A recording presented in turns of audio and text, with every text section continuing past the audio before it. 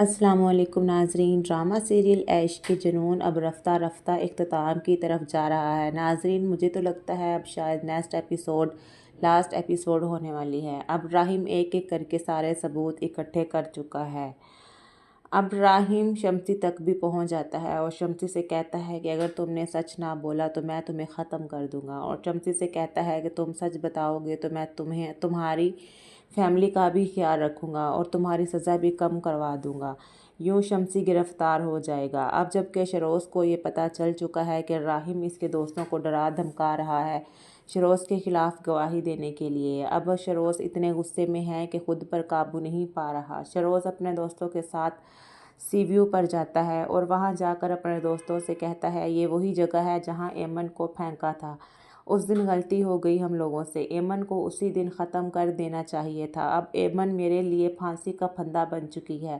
شروز اپنے دوستوں کو کہتا ہے کہ میں اب ایمن کو زندہ نہیں چھوڑوں گا۔ شروز نے اپنے دوستوں سے کہے گا تم یہیں پر رکو، میں ایمن کو لے کر آتا ہوں، اب اس کا خاتمہ ہو جانا چاہیے۔ شروز ایمن کو لینے گھر آ جاتا ہے۔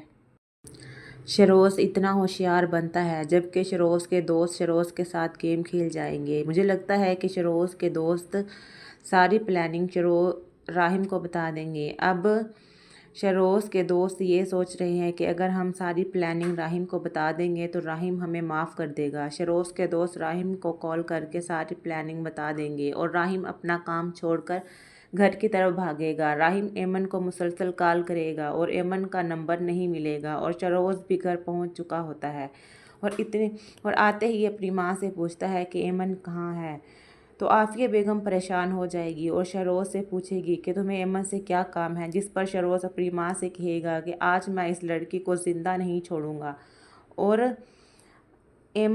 عافیہ بیگم شروز کو سمجھانے کی کوشش کرے گی۔ عافیہ بیگم شروز سے کہے گی تمہارا دشمن کوئی اور نہیں بلکہ تم خود ہو، میں کب تک تمہیں بچاتی رہوں گی، میں تھک چکی ہوں۔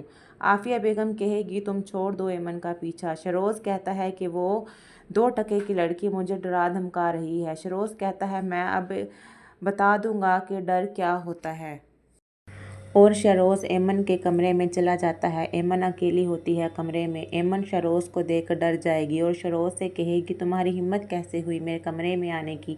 شروز ایمن کو زبردستی پکڑے گا اور زبردستی لے جانے کی کوشش کر رہا ہوتا ہے۔ اتنی دیر میں راحم بھی گھر پہنچ جاتا ہے۔ وہ جیسے ہی اپنے کمرے کا دروازہ کھولے گا، شروز اور ایمن اتنے کلوز ہوتے ہیں، راحم ایک دم ان دونوں پر چلاتا ہے اور شروز کو دھکا دے کر پیچھے کرے گا۔ ایمن کچھ بولنے کی کوشش کرے گی کہ راحم ایمن کو چپ کروا دے گا۔ راحم شروز سے پوچھے گا کہ میرے غیر موجودگی میں تم میرے کمرے میں کیا کر رہے تھے، آخر تم دونوں میں کیا چل رہا ہے۔ راحم ایمن پر غصہ کر رہا ہوتا ہے کہ ایمن راحم کو جھنجھوڑ کر کہے گی راحم تم ہوش میں تو ہو، کیا بولے جا رہے ہو، تم میرے اوپر شک کر رہے ہو۔ راحم ایمن کے منہ پر تھپڑ مارتے مارتے رک جائے گا اور ایمن سے بولے گا ہوش میں تو میں اب آیا ہوں۔ پھر راحم شروز کا گریبان پکڑے گا اور شروز کو مارنے لگ جائے گا۔ ناظرین، اگر آپ ہمارے چینل پر نیو ہیں تو please like, share and subscribe ضرور کیجیے گا۔